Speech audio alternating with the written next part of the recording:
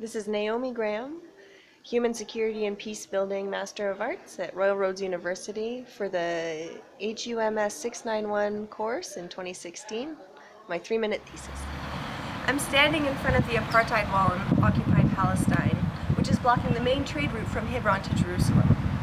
So when we make international humanitarian aid interventions into a conflict zone such as Palestine, based on the idea of free market economy and economic stimulation, when there are barriers as big as this one, those interventions are not going to work.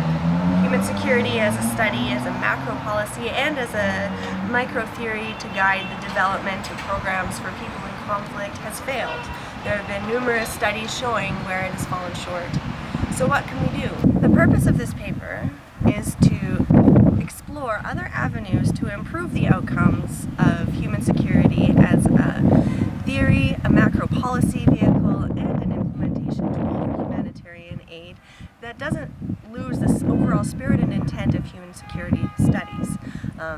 We want to maintain the broadness and all-encompassing idea of human security so that it can be applicable to as many people as possible.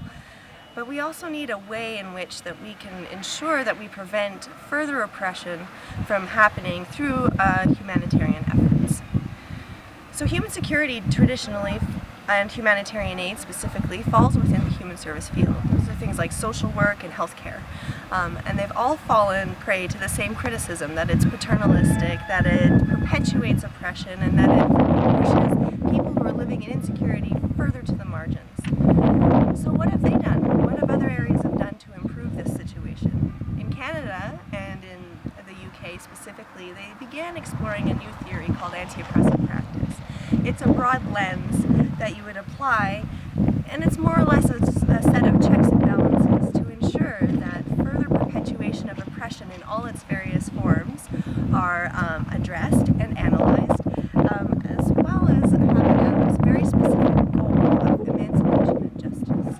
One example is where I'm standing right here, which is at the top of the Dahisha refugee camp in Bethlehem. It's one of the biggest refugee camps in the West Bank of Palestine, and one of the specific issues that many people talk about here is the fact that the UN agency responsible for Palestinian refugees specifically is void of a political mandate. So right there you can see from an anti-oppressive practice that justice is not an outcome of this service of UNRWA. It's actually just a band-aid. So they provide services but not protection or political action.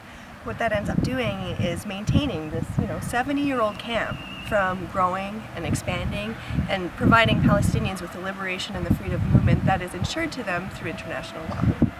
Hopefully this paper will be able to explore how that would look in other areas and read some of the relevant literature to the study and see if it is actually anti-oppressive practice would be beneficial to human security.